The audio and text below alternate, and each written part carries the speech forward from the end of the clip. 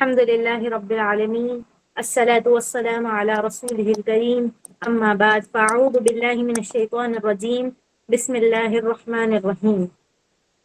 ہم لوگوں نے کل پڑھا تھا کہ آپ صلی اللہ علیہ وسلم کے اوپر کس طریقے سے وحی نازل ہوئی اور کس طریقے سے 3 سال تک آپ صلی اللہ علیہ وسلم نے خفیہ طریقے سے یعنی چھپ کے دین کی واعظ کی نصیحت کی۔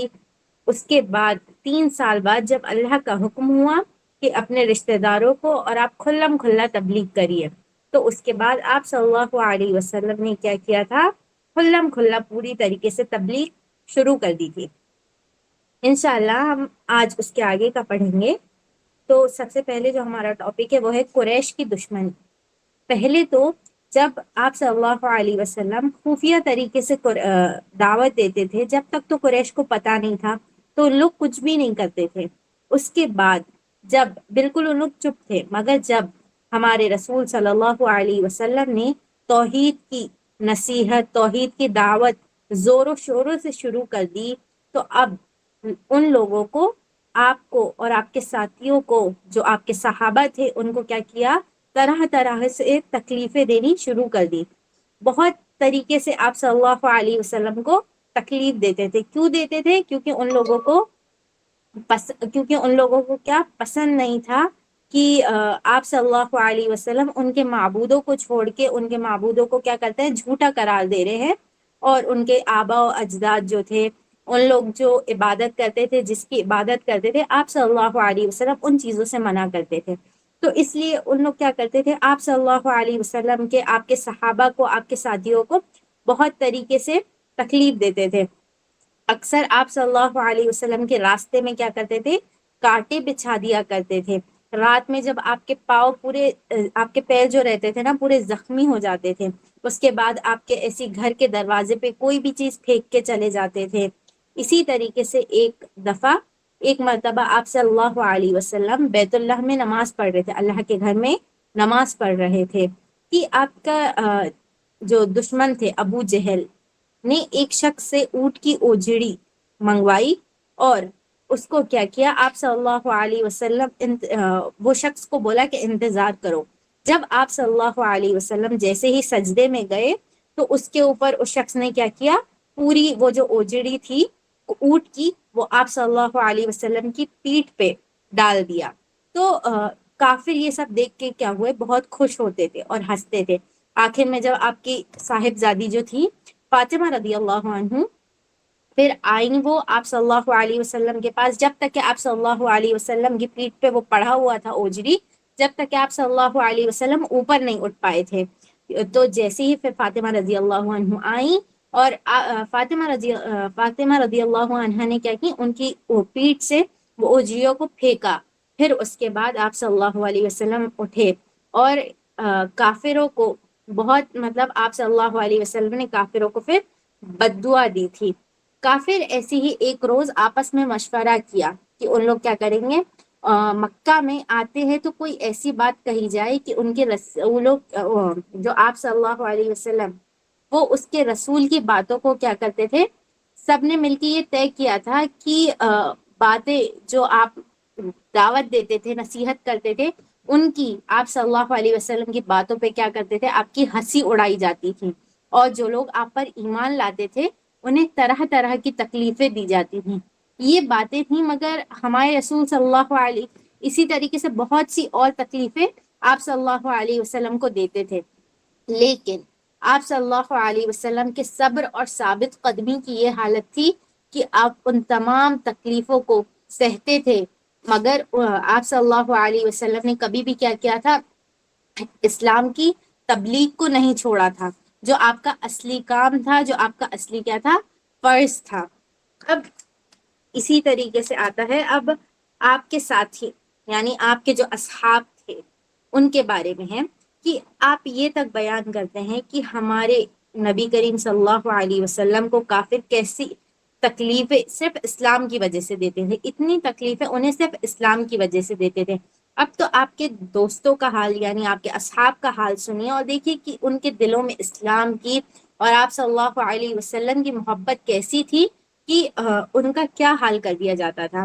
حضرت بلال حبشی جو تھے وہ ایک کافر غلام تھے، جب وہ مسلمان ہوئے تو امیہ جو ان کے سردار تھے، یعنی جن کے ماتحت وہ کام کرتے تھے، ان کی گردن میں رسی ڈال کر کیا کرتے تھے، لکڑی پورا لکڑیوں پہ ان کو لٹا دیتے تھے، رسیوں میں باندھ دیتے تھے، ان کے مکہ کے پہاڑ میں رسی سے باندھ کے پورا گھمایا جاتا تھا، اور پوری گردن پہ رسی کے، ان کی گردن پہ کیا ہوتا تھا، رسی کے نشان پڑ جاتے تھے، اور انہیں پورے ڈنڈے سے مارتے تھے، اور تیز دھوپ میں ایک دم جو چل چلاتی ہوئی دن کی دھوپ رہتی ہے نا، اس میں ان کو زبردستی بٹھا کے رکھتے تھے، نہ ان کو کھانا پینا دیتے تھے، اور بالکل بھوکا پیاسا رکھتے تھے، ان سے اس سے کہیں بڑھ کر ان پہ ظلم کرتے تھے۔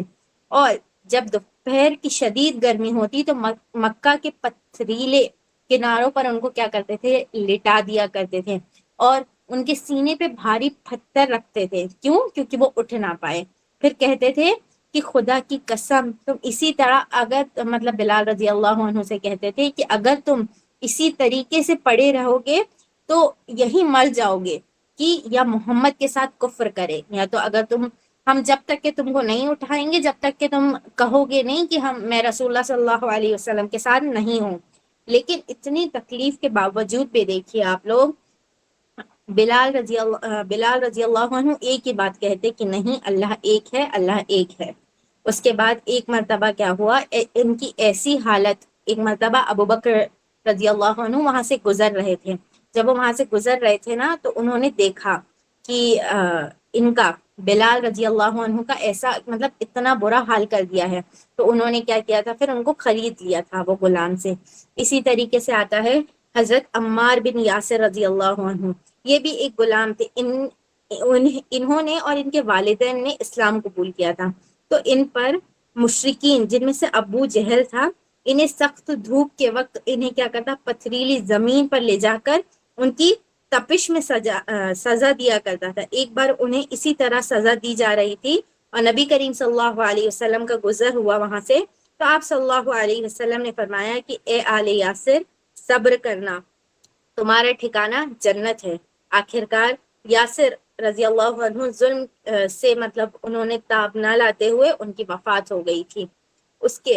اس کے بعد اسی طریقے سے آتا ہے حضرت عثمان بن عفان رضی اللہ عنہ کا چچا، ان کے چچا جب یہ اسلام قبول کرے تھے تو انہیں کھجور کی چٹائی پر لٹا کر نیچے سے دھواں دیتے تھے، یعنی نیچے آگ جلا کر دھواں دیتے تھے، اور اوپر چٹائی پر کیا کرتے تھے، حضرت عثمان بن عفان رضی اللہ عنہ کو لٹا دیا کرتے تھے۔ تو سوچئے مطلب کتنی زیادہ تکلیف ہوتی تھی، اس کے بعد بھی ہمارے اصحاب جو تھے ان لوگ کیا کرتے تھے، اسلام پہ ڈٹے رہتے تھے، کبھی ان لوگوں نے اسلام مطلب ان لوگ کو ظلم کو سہتے سہتے کبھی ان لوگوں نے شرک نہیں کیا، ہمیشہ آپ صلی اللہ علیہ وسلم کا ساتھ دیتے تھے۔ اسی طریقے سے آتا ہے حضرت مصعب بن عمیر رضی اللہ عنہ کا، کہ ان کی ماں کو جب ان کے اسلام لانے کا علم ہوا تو یہ کیا تھے، بہت امیر صحابی تھے، یعنی ان کا حال ایسا تھا کہ اگر ایک جگہ سے یہ مطلب ایسے پرفیومز یوز کرتے تھے کہ وہ دوبارہ کبھی اگر یہ ایک گلی سے نکلتے تو دوسری گلی والوں کو خوشبو آ جاتی تھی کہ حضرت مصعب بن عمیر رضی اللہ عنہ گزر ہو رہا ہے۔ یہ کپڑے ایسے پہنتے تھے کہ اگر ایک مرتبہ پہن لیتے تھے دوسری مرتبہ اس کا نمبر نہیں آتا تھا، لیکن جب یہ اسلام قبول کیے تو ان کی ماں نے ان کو جب ان کی ماں کو ان کے اسلام لانے کا علم ہوا تو ان کا دانا پانی کھانا پینا ہر چیز بند کرا دی، انہیں یہاں تک کہ انہیں گھر سے بھی نکال دیا تھا۔ مطلب یہ بہت زیادہ نعمت اللہ نے انہیں دی تھی، ان کی ماں نے کیا کیا تھا، انہیں گھر سے نکال دیا، ان سے ہر نعمت چھین لی، حتیٰ کہ کہا جاتا ہے کہ ان کے کپڑے بھی اتروا لیے تھے حالتی۔ لیکن حضرت مصعب بن عمیر نے وہاں سے نکلنا پسند کیا، لیکن کیا مطلب وہ اپنی ہر چیز کی رہائش، یعنی اپنی جو ہر چیز وہ اپنی جو رہائش تھی ان کی ہر چیز انہوں نے چھوڑ دیا۔ کس لیے چھوڑا؟ سے اسلام کے خاطر یہ سب چھوڑ دیا تھا۔ اس کے بعد آتا ہے زنیرہ، حضرت عمر رضی اللہ عنہ کے خاندان کی لونڈی تھی، یہ جب اسلام قبول کی تو انہیں نا ابو جہل خوب مارتا تھا، یہاں تک کہ کہا جاتا ہے کہ ان کے آنکھیں چلی گئی تھی، اتنا مارتا تھا ان کو کہ ان کی آنکھوں کی بینائی تک چلی گئی تھی۔ اسی طریقے سے حضرت عمر رضی اللہ یہ جو ہے حضرت عمار بن یاسر رضی اللہ عنہ، ان کی والدہ جو تھیں سمیہ، جو حضرت عمار کی والدہ تھیں، انہیں ابو جہل نے بہت بری طریقے سے مارا تھا، اور یہ سب اسلام کی سب سے پہلے شہیدہ کہلاتی ہیں۔ عورتوں میں جن کو سب سے پہلے اسلام میں شہید کیا تھا وہ کون تھی؟ حضرت سمیہ رضی اللہ عنہا تھیں۔ ہمارے رسول کے اصحاب کو یہ تکلیفیں کیوں دی جاتی ہیں؟ صرف اس لیے کہ وہ کیا کرتے تھے؟ اللہ کو ایک مانتے تھے، اس کے ساتھ کسی کو شریک نہیں کرتے تھے، ان کو اسلام سب سے زیادہ پیارا تھا، اور رسول صلی اللہ علیہ وسلم کی محبت ان کے دلوں میں رچی ہوئی تھی ان سے، اس لیے وہ ان تمام تکلیفیں اٹھاتے تھے مگر اسلام کو نہیں چھوڑتے تھے۔ آپ لوگ دیکھیے، اگر آج ہم لوگ میں سے کوئی بھی تھوڑا سا بھی جا کے اگر دھوپ میں کھڑا ہو جاتا ہے تو کتنی جلدی انسان کو وہ ہو جاتی ہے کہ نہیں، کتنی جلدی گرمی لگ رہی ہے، ہمیں واپس جانا ہے، گھر میں بیٹھنا ہے۔ تو سوچئے اسلام کے لیے ہمارے اصحاب نے، ہمارے رسول صلی اللہ علیہ وسلم نے کتنی قربانیاں دی، جب آج ہمارے پاس اسلام اتنی آسانی سے پہنچا ہے۔ یعنی اتنی دھوپ میں انہیں لٹا دیا جاتا تھا، پتھروں سے مارا جاتا تھا ان کو، پھر بھی وہ کبھی اسلام نہیں چھوڑتے تھے۔ اور آج ہمارے لیے دیکھیں، ہمیں اللہ کا لاکھ شکر ادا کرنا چاہیے کہ اسلام ہمارے تک اتنی آسانی سے پہنچائے۔ کیوں پہنچائے؟ کیونکہ ہمارے اصحاب نے، ہمارے رسول صلی اللہ علیہ وسلم نے اتنی تکلیفیں یعنی رسول ہونے کے باوجود بھی آپ صلی اللہ علیہ وسلم کو اتنی تکلیف دی جاتی تھی، لیکن وہ کیا کرتے تھے؟ کبھی بھی انہوں نے، آپ صلی اللہ علیہ وسلم نے، آپ کے اصحاب نے اللہ سے شکایت نہیں کی تھی کہ اے اللہ ہمارے ساتھ ایسا کیوں ہو رہا ہے۔ کیوں؟ کیونکہ وہ ہر چیز پر کیا کرتے تھے؟ صبر کرتے تھے۔ اس لیے کہا جاتا ہے نا، صبر کی تلقین کی جاتی ہے کہ انسان کو صبر کرنا چاہیے۔ صبر کیا ہوتا ہے؟ بہت ضروری ہوتا ہے، صبر اور ثابت قدمی۔ آج انسان کے اندر صبر نہیں ہے، بہت جلد باز ہے انسان کہ اسے ہر چیز فوراً چاہیے ہوتا ہے۔ اگر ہمارے رسول کے اصحاب کتنے کتنے دن دیکھیے بھوکا رہا جاتا ہے، آج ایک انسان تھوڑی دیر بھی بھوکا نہیں رہ سکتا۔ کیوں؟ کیونکہ اس کے اندر صبر نہیں ہے۔ آج تھوڑی دیر بھی اگر بھوکا رہا تو بالکل پریشان کر دیتے ہیں اپنے ماں باپ کو، اپنی ممی کو، بالکل ان سے پریشان کر جاتے ہیں کہ نہیں ہمیں کھانا چاہیے، بھلے ہی وہ کچھ کام کرنی ہو۔ تو ہمارے اصحاب کو دیکھیے، ہمارے رسول کو دیکھیے، ہمیں ان سے کیا کرنا چاہیے؟ نصیحت حاصل کرنا چاہیے، ہمیں صبر کرنا سیکھنا چاہیے۔ اور کیا اگر کوئی تکلیف ہو رہی ہے تو اللہ سے شکایت کرنے کی بجائے ان تکلیفوں کو سہنا چاہیے، ثابت قدمی ہمارے اندر لانا بہت ضروری ہے۔ اس کے بعد آتا ہے کہ دیکھیے اپنے، اور سب سے بڑی چیز اپنے دلوں میں اسلام کی محبت پیدا کرنا چاہیے، اور ہماری اسلام سے مطلب کبھی بھی پیچھے نہیں ہٹنا چاہیے۔ اگر ہمارے دل میں رسول کی محبت رہے گی، اسلام کی محبت رہے گی نا، تو ہم کوئی بھی چیز کرنے سے کتراتے نہیں ہیں۔ اس کے بعد آتا ہے کہ جب یہ تکلیفیں بہت زیادہ بڑھ گئی تو رسول صلی اللہ علیہ وسلم کو معلوم ہوا کہ حبشہ جو ہے نا ایک سٹی ہے، تو جو حبشہ میں وہاں پہ نا ایک عادل بادشاہ ہے، وہاں کسی پر ظلم نہیں ہوتا۔ اس لیے آپ صلی اللہ علیہ وسلم نے جب دیکھا کہ قریش کی تکلیف جو ہے نا، قریش حد سے زیادہ تکلیف دے رہے ہیں کہ اب مطلب بہت مشکل ہو رہا ہے، تو اللہ کے آپ صلی اللہ علیہ وسلم نے مسلمانوں کو حکم دیا کہ وہ یہ فتنوں سے اپنے دین کی حفاظت کریں اور حبشہ ہجرت کر لیں۔ اب ہجرت کیا ہوتا ہے؟ ہجرت یہ ہے کہ اسلام کے خاطر اپنے ماں باپ کو، اپنے وطن کو، اپنے گھرانے کو، ہر چیز کو چھوڑ کے ایک دوسری جگہ شفٹ ہو جانا، اس کو ہجرت کہتے ہیں۔ اس لیے ہجرت یہی چیز کہا جاتا ہے کہ اپنے سب سے بڑی چیز اسلام کے خاطر ہجرت صرف وہی قابل قبول ہوتی ہے جب وہ اسلام کی خاطر ہو، یعنی اپنے ماں باپ کو، اپنے شہر کو چھوڑنا، اپنے گھر کو چھوڑنا، اپنی ہر چیز، آرام کو، ہر چیز کو چھوڑنا، صرف اور صرف کس لیے؟ اللہ کے خاطر، اسلام کے خاطر اللہ کو چھوڑ کے دوسری جگہ چلے جانا، اس کو کیا کہا جاتا ہے؟ ہجرت کہتے ہیں۔ تو آپ صلی اللہ علیہ وسلم نے کیا کیا؟ مسلمانوں کو حکم دیا کہ وہ لوگ کیا کریں؟ ہجرت کریں۔ کہاں؟ حبشہ کی طرف۔ قریش کی سختیوں کی وہ حالات تھی کہ جو بیان نہیں ہوئی. وہ کسی مسلمان کو اللہ کے گھر میں، ان کا یہ تو حالت تھی کہ اللہ کے گھر کے اندر بلند آواز میں یعنی بیت اللہ میں کسی کو قرآن تک نہیں پڑھنے دیتے تھے. ایک دفعہ ہمارے رسول صلی اللہ علیہ وسلم کے ایک دوست حضرت عبداللہ بن مسعود نے کہا کہ میں کعبے میں جا کر ضرور قرآن پڑھوں گا. لوگوں نے ان کو روکا بھی کہ مت جاؤ، مت پڑھو، مطلب کعبے میں قرآن، ان لوگ کیا کریں گے، تمہیں تکلیف دیں گے. مگر وہ ماننے والے نہیں تھے. تو وہ گئے اللہ کے گھر میں اور انہوں نے کیا کیا، سورہ رحمان پڑھنا شروع کر دی. کافر ہر طرف سے ان پر ٹوٹ پڑے اور ان کو اتنا مارنے لگے کہ جب وہ کعبے سے یعنی اللہ کے گھر سے واپس آئے، لیکن پھر بھی وہ رکے نہیں، وہ پڑھتے رہے. جب وہ واپس آئے تو ان کے چہرے پہ، ان کی جسم پہ پورے زخموں کے نشان تھے. جب مسلمانوں کی مصیبت یہاں تک پہنچ گئی تو وہ آزادی کے ساتھ ایک اللہ کی عبادت بھی نہ کر سکتے تھے. تو اللہ کے پیارے رسول صلی اللہ علیہ وسلم نے اپنے دوستوں کو اسلام کے خاطر وطن چھوڑنے کی اجازت دی. اور سب سے پہلی ہجرت جو ہوئی تھی وہ حبشہ کی طرف ہی ہوئی تھی. ہجرت کرنے والوں میں جو سب سے پہلے تھے وہ کیا تھے، 11 مرد اور 4 عورتیں تھیں. جو سب سے پہلے ہجرت کے لیے گئے تھے ان لوگ کیا تھے، 11 مرد اور 4 عورتیں تھیں.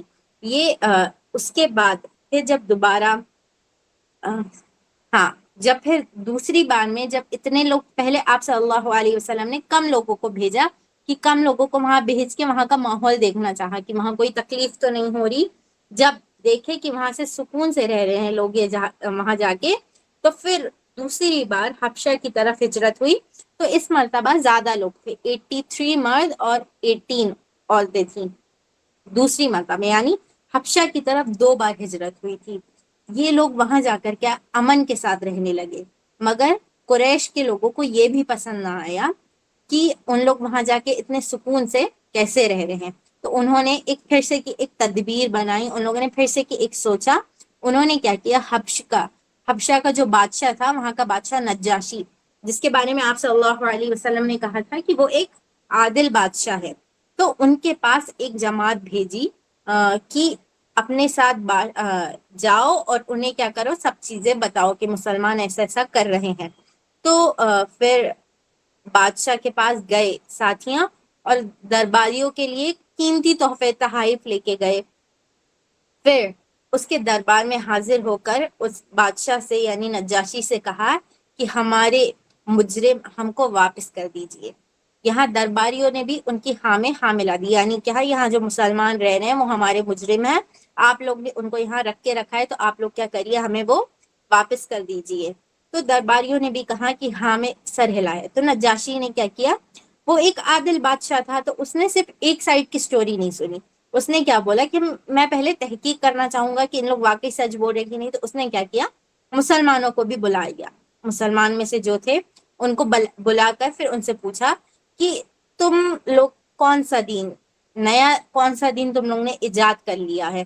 وہ جو یہاں نجاشی بادشاہ تھا نا، وہاں عیسائی تھا، تو وہاں کیا عیسائیوں کا دین چلتا تھا.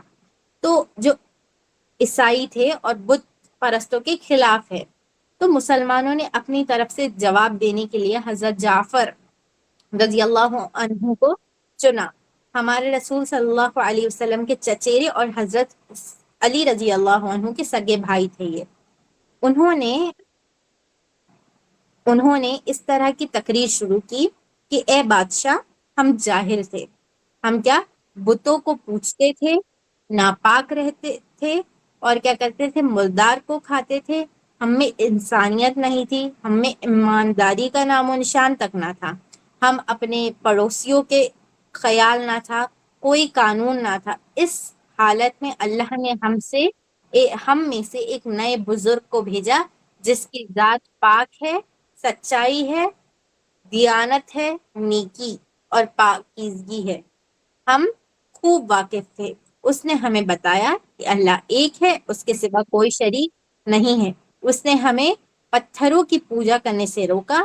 اس نے فرمایا کہ ہم سچ بولا کریں، وعدہ پورا کریں، گناہوں سے دور رہیں، برائیوں سے بچیں، نماز پڑھیں، صدقہ کریں، روزہ رکھیں. ہماری قوم ان باتوں پر پکڑ کے بیٹھ گئی ہے اور ہمیں کیا کرتی ہے، سخت تکلیف اٹھاتی ہے اور ہمیں مجبور کرتی ہے کہ ہم نے تیرے ملک میں یعنی حبشہ میں پناہ لی. बादशाह ने नज्जाशी ने जब ये तकरीर सुनकर कहा कि अच्छा ठीक है, मैं तुम्हारी बात मान रहा हूँ, अब क्या करो तुम लोग, मुझे कुरान का कुछ हिस्सा सुनाओ। तो हजरत जाफर ने सूरह मरियम सुनाई और उसकी कुछ आयतें सुनाई। तो नज्जाशी और दरबारी सुनकर खूब रोने लगे और कहा कि मोहम्मद ये तो वही रसूल है जिसकी खबर हजरत ईसा अलैहिस्सलाम ने दी थी। अल्लाह का शुक्र है कि मुझे उसने ये जमाना मिला। फिर बादशाह ने उन काफिरों को दोबारा वापस निकलवा दिया, उनके तोहाइफ भी वापस कर दी। तो इस तरीके से क्या हुआ था, नज्जाशी के बादशाह ने जो कुरैश की जो तदबीर थी ये कामयाब नहीं हुई थी। क्यों? क्योंकि नज्जाशी जो बादशाह था उसने क्या किया था, इस्लाम कबूल कर लिया था। क्यों? क्योंकि वो ईसाई जो थे ईसा अलैहिस्सलाम को मानते थे। तो ईसाइयों की जो किताब रहती है उसमें उसने या ईसा अलैहिस्सलाम के ज़माने में उन लोगों ने शायद सुने होंगे मोहम्मद सल्लल्लाहु अलैहि वसल्लम के बारे में। तो उसने यही चीज़ कहा था कि वही रसूल हैं जो हमारे ईसा अलैहिस्सलाम ने हमें बताया था। तो उसने क्या किया था, फिर इस्लाम कबूल कर लिया था। और हबशा में जो 2 बार करके हिजरत करके आए थे लोग, उन लोग बहुत सुकून से रहते थे। अब उसके बाद जब कुरैश ने देखा कि हबशा में भी इनको कामयाबी नहीं हुई, तो अब उन्हें ये ख्याल आया कि हम शायद क्या करें, लालच दें, लालच से काम निकल आए। ये सुलह करके उन्होंने मक्का के एक मशहूर सरदार उत्बा को हमारे रसूल सल्लल्लाहु अलैहि वसल्लम के पास भेजा, जिसने आपके सामने तकरीर की थी कि ए मेरे भतीजे मोहम्मद, अगर तुम इस काम से दौलत जमा करना चाहते हो तो हम खुद तेरे पास इतनी दौलत जमा करके ले आते हैं कि तू मालदार हो जाएगा। अगर तू इज्जत चाहता है तो हम सब तुझको अपना सरदार और रईस मान लेते हैं। अगर हुकूमत की ख्वाहिश है तो हम तुमको अरब का बादशाह बना लेते हैं। अगर अगर तुम चाहो तो हम क्या करेंगे, शर्त, हम सब ये चीज हाजिर कर देंगे, लेकिन शर्त क्या है कि तुम अपना ये तरीका छोड़ दो, यानी तुम अल्लाह की दावत देना छोड़ दो। ये तरीका क्या करो, छोड़ दो। अगर तुम्हारा दिमाग खराब हो गया है तो बता दो, हम उसका इलाज करवा देते हैं। यानी आप सल्लल्लाहु अलैहि वसल्लम को लालच दिया, हर तरीके से उसने लालच दिया कि अगर आप सल्लल्लाहु अलैहि वसल्लम को दौलत चाहिए तो हमें क्या करते हैं, तुम्हें मालदार बना देते हैं। अगर अगर तुम्हें इज्जत चाहिए तो हम सब तुमको अपना सरदार मान लेते हैं। अगर तुम्हें हुकूमत चाहिए तो हम क्या करते हैं, तुम्हें अपना अरब का बादशाह बना लेते हैं। लेकिन आप सल्लल्लाहु अलैहि वसल्लम ने क्या जवाब दिया, देखिए माशाल्लाह कितना प्यारा जवाब था कि तुमने जो कुछ मेरे बाबत कहा है उसमें से एक बात भी ठीक नहीं। तुमने जो कुछ कहा है वो हर चीज गलत है। मुझे ना ही इज्जत चाहिए, ना ही दौलत चाहिए, ना ही हुकूमत चाहिए। मुझे कुछ ख्वाहिश नहीं है, इनमें से मेरी कोई भी ख्वाहिश नहीं है। और मेरा दिमाग भी बिल्कुल ठीक है। तुमने कहा ना कि अगर मेरा दिमाग खराब है तो हम इलाज करा देते हैं, तो मेरा दिमाग भी बिल्कुल ठीक है। मैं तुम्हें थोड़ा सा कुरान सुनाता हूँ, इससे तुमको मालूम हो जाएगा कि मैं क्या हूँ। फिर आपने एक सूरत की चंद आयतें पढ़कर सुनाई। उतबा चुपचाप कुरान सुनता रहा, वो बिल्कुल बेखुद हो गया था। उसने जाकर कुरैश से कहा कि तुम लोग मोहम्मद को कुछ ना कहो, जिस तरह वो करता है करने दो। और यहाँ तक कि आप सब, हाँ, फिर उसके बाद जब लालच से भी काम ना चला तो तमाम कबीलों के सरदार ने फिर एक मशवरा किया कि अब उनकी यहाँ पे भी तदबीर जो है वो काम नहीं चली। उन्होंने क्या किया, रसूलुल्लाह सल्लल्लाहु अलैहि वसल्लम के चचा जो थे अबू तालिब, उनके पास गए और उन्हें धमकाया, यानी उनको डराया कि हमने आपका बहुत लिहाज किया है, आपका भतीजा क्या कर रहा है, हमारे बुतों को, हमारे देवताओं को बहुत बुरा भला कहने लगा है, जिनको हमारे बाप दादा पूछते आए हैं। अब हमसे सब्र नहीं हो सकता, आप उसको खामोश रहने की हिदायत कर दे, वरना हम उसे मार डालेंगे और हमारा कोई कुछ भी बिगाड़ नहीं सकेगा। जब इन लोगों ने देखा कि इन लोग की ना हबशा की तदबीर काम आई है, ना आप सल्लल्लाहु अलैहि वसल्लम को इन्होंने लालच दे के भी जब काम नहीं आया, तो अब इन लोगों ने तीसरी चीज क्या करी, आप सल्लल्लाहु अलैहि वसल्लम के चचा अबू तालिब को डराया। तो जब अबू तालिब ने देखा कि तमाम मुल्क मेरे भतीजे का दुश्मन बन गया है, तो आपने उनको बुलाया, यानी आप सल्लल्लाहु अलैहि वसल्लम को बुलाया, मोहब्बत और درد بھرے دل سے کہا کہ تم بت پرستی کی برائی نہ کیا کرو ورنہ میں تمہاری مدد نہ کر سکوں گا۔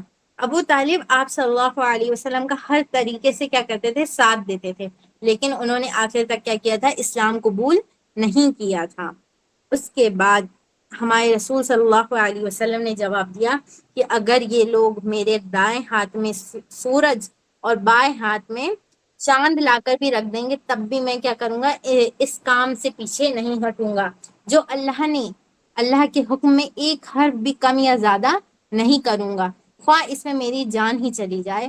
ساتھ ہی اس کے آپ کے آنسوں میں مطلب آپ کی آنکھوں میں آنسو بھرائے اور آپ اٹھ کر چلے گئے۔ ابو طالب نے فوراً آپ کو بلایا اور کہا اے بھتیجے جا اور جو دل چاہتا ہے کر، میں ہرگز تمہارا ساتھ نہیں چھوڑوں گا۔ یہاں دیکھیے صبر جو ہے استقامت سے کہتے ہیں، لالچ خوف میں کوئی چیز بھی نہیں ہے، آپ کو اسلام کی خدمت سے ہٹا نہ سکی۔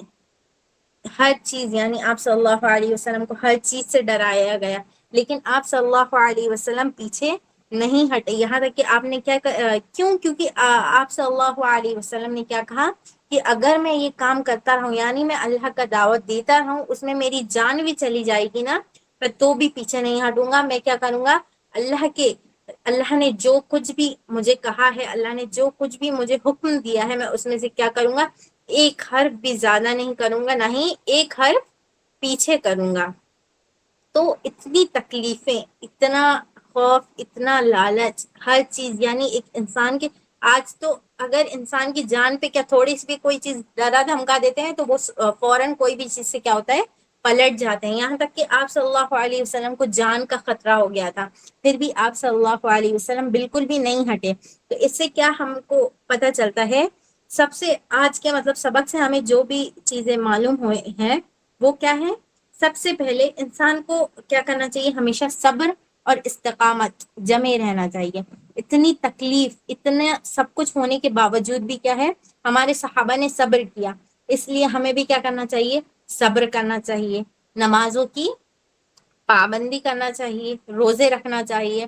اسی طریقے سے کیا ہے، لالچ کبھی بھی انسان کو کیا کرنا چاہیے، لالچی نہیں ہونا چاہیے، انسان کو کسی بھی چیز کے لالچ میں نہیں آنا چاہیے، جو چیز وہ کر رہا ہے اسے وہ چیز میں ڈٹے رہنا چاہیے۔ اسی طریقے سے خوف، انسان ڈر کس کا رکھنا ہے، صرف اور صرف کس کا ہمارے اندر ڈر ہونا چاہیے، جواب دیجئے۔ اللہ جی بالکل، ہمارے دل میں صرف اور اللہ صرف کا کس کا ڈر ہونا چاہیے، اللہ تعالیٰ اللہ اللہ کا رب ڈر ہونا العزت چاہیے۔ کا ڈر ہونا چاہیے، اللہ رب العزت ہمیں اللہ تعالیٰ کا ڈر ہونا چاہیے۔ ہمیں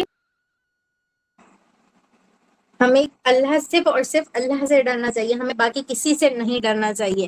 جیسے کہ آپ صلی اللہ علیہ وسلم کو بھی اتنا ڈرایا دھمکایا گیا، لیکن آپ صلی اللہ علیہ وسلم کسی سے بھی ڈرے نہیں، صرف اور صرف اللہ سے ڈرے اور ہمیشہ اپنے کام کو کیا کرا، انہوں نے جاری رکھا اور صبر کیا۔ تو چلیے آخر میں آپ لوگوں میں سے کسی کا کوئی سوال ہے؟ جی نہیں، جی ہے، جی نہیں، جی میم، نہیں باجی ایک ڈاؤٹ ہے۔ جی جی بولیے۔ جی پہلی کلاس میں آپ جب بتا رہی تھی تو آپ نے ایک انجمن کا ذکر کیا، جی جی جی اس انجمن کا نام کیا ہے؟ حلف الفضول تھا اس انجمن کا نام، حلف الفضول۔ میم جی جی سنائی نہیں دے رہا ہے۔ ایک منٹ، حلف الفضول تھا اس انجمن کا نام۔ میم جی پورا ابو کریے طالب سوال۔ ابو طالب ان کے چاچا نے اسلام قبول کرا تھا؟ نہیں، ابو طالب نے اسلام قبول نہیں کیا تھا، آخری تک آپ صلی اللہ علیہ وسلم کا ساتھ دیا تھا انہوں نے، لیکن انہوں نے اسلام قبول نہیں کیا تھا، انہوں نے کلمہ نہیں پڑھا تھا۔ اور جو آپ سورج چاند کا پوچھ رہے ہیں نا، وہ آپ صلی اللہ علیہ وسلم نے جواب دیا تھا کہ اگر قریش کے لوگ کیا کریں گے، اگر میرے ایک ہاتھ میں سورج اور ایک ہاتھ میں چاند لا کر بھی رکھ دیں گے تو بھی میں کیا کروں گا، وہ کام سے پیچھے نہیں ہٹوں گا۔ جی اور کچھ؟ جزاک اللہ. آخر میں اللہ تعالیٰ سے دعا ہے کہ اللہ تعالیٰ ہم سب کو عمل کرنے کی توفیق عطا فرمائے جو کچھ ہم لوگ سنتے ہیں. وآخر دعوانا ان الحمد للہ رب العالمین والسلام علیکم ورحمۃ اللہ وبرکاتہ.